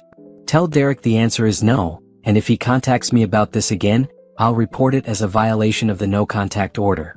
She hung up before Gerald could respond. Later that evening, Camille received an unexpected visitor at her office. Jerome from security called to say Heather was in the lobby asking to speak with her. Tell her to leave, Camille said immediately. She says she's not here to cause problems. She says she needs to apologize properly. Camille considered this. Part of her wanted nothing to do with Heather. But another part was curious about what the woman had to say now that enough time had passed for reality to fully sink in. 5 minutes, Camille said. And Jerome, stay close. Heather looked different from the confident woman who had walked into Camille's office months ago. Her designer clothes were gone, replaced by simple jeans and a sweater. Her hair was pulled back in a plain ponytail. She looked tired and humbled. "Thank you for seeing me," Heather said quietly, standing awkwardly by the door. "You have 5 minutes," Camille said, not inviting her to sit. "I know I don't deserve your time," Heather began. "I know I don't deserve your forgiveness. But I needed to tell you how sorry I am for everything. Not just the affair but the way I acted. The things I said about you. The way I participated in Derek's lies." Camille said nothing, just waited. "I've been going to therapy," Heather continued. "Trying to understand how I became the kind of person who would mock another woman for working hard. Who would brag about stealing someone's husband. Who would think any of that was okay." "And what did you learn?" Camille asked coolly. "That I was never really with Derek. I was with the fantasy of him. The man he pretended to be. The successful businessman who chose me. But that man didn't exist. The real Derek was a liar and a thief who was using both of us." "He wasn't using me," Camille corrected. "He was stealing from me. There's a difference." "You're right," Heather acknowledged. "What he did to you was worse. You built something real and he tried to take it. I just got caught up in his lies." Camille studied the younger woman. Heather seemed genuinely remorseful, but that didn't change what had happened. "Why are you really here?" Camille asked. "What do you want from me?" "Nothing," Heather said. "I don't want anything from you. I just wanted you to know that I understand now. I understand what I did was wrong. I understand that you're not the boring, cold woman Derek described. You're someone who worked hard and built something amazing, and I should have respected that instead of mocking you." "You should have respected my marriage," Camille said sharply. "You should have had the decency to walk away when Derek told you he was married. But you didn't. You chose to participate in his betrayal. You chose to laugh about it. You chose to think you were special for stealing another woman's husband." Heather's eyes filled with tears. "I know, and I'm sorry. I can't take it back. I can't undo the damage. But I wanted you to know that I'm not that person anymore. I'm trying to be better." "Good for you," Camille said without warmth. "Now if you're done, I have work to do." Heather nodded and turned to leave. At the door she paused. "Derek is struggling. I know you don't care, but I thought you should know. He's broken. Completely destroyed by what happened." "He destroyed himself," Camille said. "I just stopped enabling him." After Heather left, Camille sat alone in her office for a long time, thinking about the fallout from Derek's crimes. Everyone involved had been affected. Derek had lost everything. Heather had lost her fantasy life. And Camille had lost her trust in people. But there were positive changes too. Sterling Automotive was stronger than ever. Camille had established clear boundaries and learned to protect what was hers. She had proved to herself that she could face betrayal and come out stronger. The fallout continued in other ways. Derek's friends, the ones who had known about the affair and said nothing, found themselves facing consequences. Several of them had wives who learned about their silence and were furious. 2 marriages ended in divorce. Others were damaged badly enough that they might never recover. Camille received apologetic messages from some of these men, claiming they didn't know what to do when they found out about Derek's affair. She ignored most of them. Their silence had made them complicit. The story of Derek's theft and Camille's response spread through the business community, taking on a life of its own. Some people praised Camille for her strength. Others whispered that she had been too harsh, that she should have shown more mercy. Camille didn't care about the whispers. She had done what was necessary to protect herself and her company. People thought she was harsh, so be it. Better to be harsh than to be a victim. 4 months after the divorce, Camille attended a business dinner where she was being honored for her company's growth. As she accepted her award, she looked out at the crowd and saw familiar faces. Colleagues who had supported her. Employees who had worked hard to help Sterling Automotive succeed. Friends who had stood by her during the divorce. And in the back of the room she saw Derek's empty chair. He would have attended this dinner a year ago, pretending to be important. But he wasn't here now. He was working 3 part-time jobs, living in a studio apartment, trying to pay back the money he stole. The fallout had been severe for everyone involved. But Camille had survived it. More than survived, she had thrived. In her acceptance speech, Camille didn't mention Derek or the divorce. She talked about building a business, overcoming obstacles, and staying focused on your goals even when life tries to knock you down. Success isn't just about working hard, she said. It's about protecting what you build. It's about refusing to let anyone take credit for your achievements. It's about knowing your worth and never settling for less than you deserve. The applause that followed was genuine. People respected what Camille had accomplished, both professionally and personally. She had faced betrayal and come out stronger. The fallout would continue for years. Derek's restitution payments, the ripple effects through their social circle, the ongoing recovery from emotional trauma. But Camille was ready for it. She had survived the worst. Everything else was just details. As she left the dinner that night, award in hand, Camille felt something she hadn't felt in years. Genuine pride in herself. Not just for building a successful company, but for having the courage to demand respect, to refuse victimhood, and to fight for what was rightfully hers. The fallout had been brutal. But Camille had weathered the storm and emerged victorious. 6 months after the divorce was finalized, Camille walked into her company's new manufacturing facility in Ohio. The building still smelled of fresh paint and new machinery. Workers were setting up production lines while engineers tested equipment. This was Sterling Automotive Solutions' biggest expansion yet, and Camille had overseen every detail personally. "What do you think?" George asked, walking beside her with a tablet full of data. "We're 2 weeks ahead of schedule and under budget." "I think it's perfect," Camille said, watching her employees work with focused efficiency. "This facility will double our production capacity and create 300 new jobs. This is what real success looks like. Not luxury cars for mistresses. Not fake titles and borrowed glory. Real success built on hard work, smart decisions, and unwavering dedication." Back at headquarters the following week, Camille reviewed the company's annual report with satisfaction. Sterling Automotive Solutions had generated $320 million in revenue this year. Profit margins were up 32%. International contracts now represented 40% of total business. Every metric showed phenomenal growth. The company that Derek had tried to steal was now worth more than he could have ever imagined. And it belonged entirely to Camille. Her personal life had also undergone changes, though more slowly. Camille had started seeing a therapist regularly, working through the emotional impact of Derek's betrayal. The sessions were difficult but necessary. "You're allowed to feel hurt," her therapist, Dr. Williams, told her during one session. "You're allowed to grieve the relationship you thought you had. Being strong doesn't mean pretending you don't feel pain." Camille had cried during that session, finally letting herself feel the full weight of what Derek had taken from her. Not money, she could earn that back. But time, trust, and the belief that her marriage meant something. Those losses hurt in ways that courtroom victories couldn't heal. But she was healing slowly. Learning to trust again, starting with herself. Learning that Derek's betrayal said nothing about her worth and everything about his character. Learning that she could be successful and respected without needing validation from a partner. One afternoon, Camille received an unexpected call from Patricia. "I have a business proposition for you," Patricia said. "I'm putting together an investment fund focused on women-owned businesses. I want you to be one of the founding partners." Camille listened as Patricia outlined the concept. Successful women entrepreneurs pooling resources to invest in and mentor other women starting businesses. It was ambitious and aligned perfectly with Camille's values. "I'm interested," Camille said. "Send me the details." The investment fund became Camille's passion project outside of Sterling Automotive. She worked with Patricia and 3 other women to establish criteria for investments and develop a mentorship program.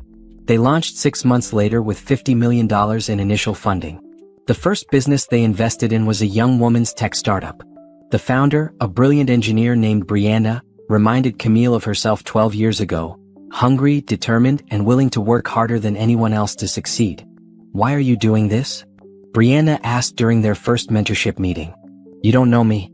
Why invest in my company?" "Because someone should have invested in mine when I was starting out," Camille said honestly. "Because I know how hard it is for women to get taken seriously in business. And because I believe in paying success forward." Over the next year, the investment fund backed 12 women-owned businesses. Camille personally mentored 5 of the founders, sharing everything she had learned about building and protecting a company. Some of them asked about her divorce, having read articles about Derek's crimes. "What's the most important lesson you learned?" one founder asked. "Protect what's yours," Camille said firmly. "Never give anyone access to your business just because you love them. Never put someone's name on anything they didn't earn. And never, ever let anyone take credit for your work. The moment you do, you've given them power to hurt you." The women nodded, taking notes. These lessons, learned through painful experience, were helping a new generation of entrepreneurs avoid similar pitfalls. 18 months after the divorce, Camille attended a charity event downtown. She was there representing Sterling Automotive, which had donated a significant amount to fund STEM education for young women. As she mingled with guests, someone approached her. "Camille Sterling? I'm Nathan Brooks. I work in renewable energy technology." Camille shook his hand, noting his genuine smile and direct eye contact. They talked about the charity's mission, their respective industries, and discovered they had similar philosophies about business and social responsibility. "Would you be interested in having coffee sometime?" Nathan asked as the event wound down. "I'd love to hear more about your company's work with electric vehicle components." Camille hesitated. She hadn't dated anyone since Derek. The thought of trusting someone new felt dangerous. "Just coffee," Nathan said, reading her uncertainty. "No pressure. Just two people who run companies having a conversation." "Okay," Camille said carefully. "Just coffee." They met the following week at a quiet cafe. Conversation flowed easily. Nathan was intelligent, accomplished in his field, and refreshingly honest about his own past mistakes in business. He didn't try to impress Camille with exaggerations or take credit for things he hadn't done. He simply talked about his work with genuine passion. "I looked you up after the charity event," Nathan admitted. "I read about your divorce and what your ex-husband did. That must have been incredibly difficult." "It was," Camille said, appreciating his directness. "But I got through it." "More than got through it," Nathan said. "You handled it with remarkable strength. Not many people would have fought back the way you did." They continued meeting for coffee, then dinner, then occasional weekend activities. Camille was cautious, keeping her guard up, watching for any red flags. But Nathan remained consistent, honest, respectful, and genuinely interested in her as a person, not just as a successful business owner. "I'm not looking to rush anything," Nathan told her after they had been seeing each other for 3 months. "I know trust is hard after what you went through. We can take this as slowly as you need." That patience meant everything to Camille. She wasn't ready to call Nathan her boyfriend or talk about a future together. But she was learning that not everyone was like Derek. Some people were exactly who they appeared to be. 2 years after the divorce, Camille stood on stage at a national business conference, giving the keynote address. The auditorium was packed with entrepreneurs, executives, and business students. She had been asked to speak about building a successful company and overcoming obstacles. 12 years ago, I started Sterling Automotive Solutions in my garage," Camille began, her voice strong and confident. "I had no investors, no connections, and no business degree. What I had was a vision and the determination to make it real." She walked the audience through her journey, the early struggles, the breakthroughs, the expansion. She talked about making difficult decisions, taking calculated risks, and learning from failures. Then she addressed the elephant in the room. "Some of you know that 2 years ago, I discovered my husband had been embezzling from my company and personal accounts. He had stolen over $500,000 to fund an affair. It was the most painful experience of my life." The room was completely silent, everyone listening intently. "I had a choice," Camille continued. "I could have stayed quiet, accepted the betrayal, and moved on quietly. That's what a lot of people expected me to do. But I didn't. I fought back. I demanded accountability. I refused to be a victim." She paused, looking out at the audience. "That decision cost me my marriage. It cost me friendships. It made me look harsh to some people who thought I should have been more forgiving. But it gave me something more valuable, my self-respect. My company. My future." Camille clicked to her final slide, showing Sterling Automotive's current success metrics. "Today, Sterling Automotive Solutions is stronger than ever. We've expanded internationally. We've doubled our revenue. We've created hundreds of jobs. None of that would have been possible if I had let someone steal from me without consequences." She faced the audience directly. "The lesson isn't just about protecting your business. It's about protecting yourself. It's about knowing your worth and refusing to accept less than you deserve. It's about understanding that sometimes the hardest decisions are the right ones." The applause was overwhelming. People stood up, clapping, some with tears in their eyes. After the speech, dozens of people approached Camille, sharing their own stories of betrayal and recovery. Women who had faced similar situations. Men who had watched their mothers or sisters struggle with unfaithful partners. Young entrepreneurs who were learning what it meant to protect what they built. "You inspired me to leave my husband," one woman said, gripping Camille's hand. "He wasn't stealing money, but he was taking credit for my work, making me feel small. Your story gave me the courage to walk away." "Thank you for being honest," a young man said. "My mom went through something similar, but she never fought back. I wish she had seen someone like you showing her it was possible." Camille listened to each person, offered what encouragement she could, and felt a deep sense of purpose. Her pain had meaning now.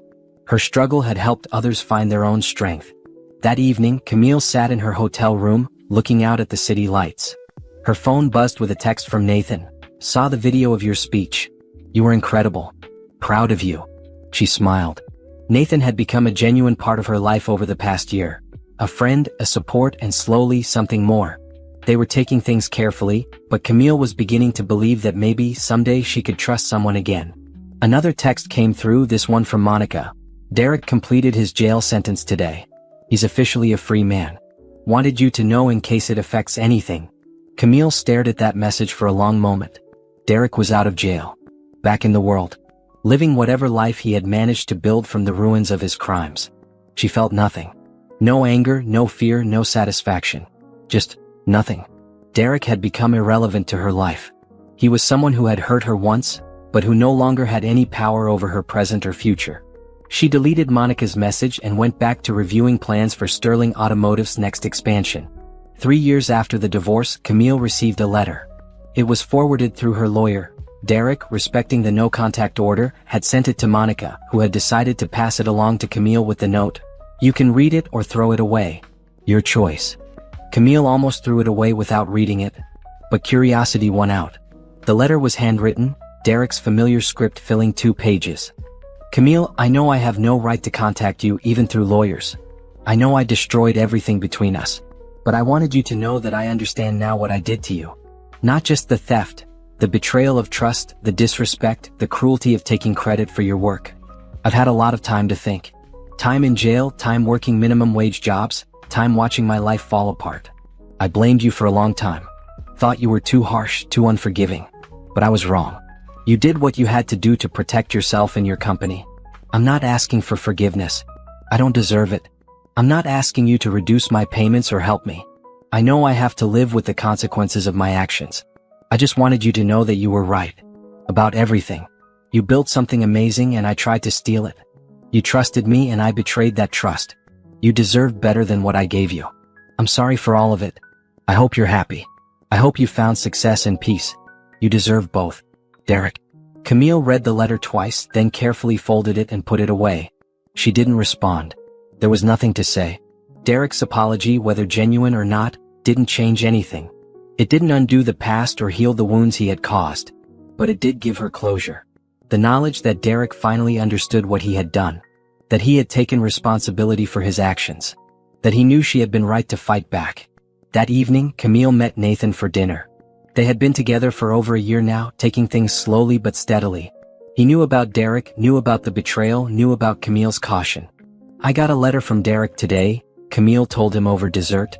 "An apology. How do you feel about that?" Nathan asked carefully. "Nothing," Camille said honestly. "It's nice to know he understands what he did wrong. But it doesn't change anything. My life moved on without him." Nathan smiled. "Your life did more than move on. You built something incredible. Not just your company, your strength, your integrity, your willingness to stand up for yourself. That's rare, Camille." Looking at Nathan across the table, Camille felt something she hadn't felt in years. Hope. Not just hope for her business or her success, but hope for her personal life. Hope that maybe she could trust again. Hope that not everyone would betray her. "Thank you," she said quietly. "For being patient with me. For understanding why I'm cautious." "Always," Nathan said. "You're worth the patience." 5 years after the divorce, Camille stood in her office at Sterling Automotive Solutions, looking at the latest quarterly report. The company had reached $500 million in annual revenue. They had facilities in 6 states and partnerships with manufacturers on 3 continents. Over 2,000 people depended on Sterling Automotive for their livelihoods. And it was all hers. Every bit of it earned through hard work, smart decisions, and unwavering dedication. Camille's investment fund had backed 47 women-owned businesses, with a 90% success rate. Her mentorship program had helped hundreds of women entrepreneurs navigate the challenges of building companies. Her story had inspired countless others to stand up for themselves and refuse to accept betrayal. On her desk sat a photo from last month. Camille standing with the 12 women from her first investment cohort, all of them now running successful businesses. They called themselves Sterling Squad, a name that made Camille laugh but also touched her deeply. Her personal life had also found equilibrium. Nathan had proposed 6 months ago and Camille had said yes. They were planning a small wedding for next spring, just close friends and family. Camille had been nervous about marriage again, but Nathan had proved himself over 4 years of consistency, honesty, and genuine partnership.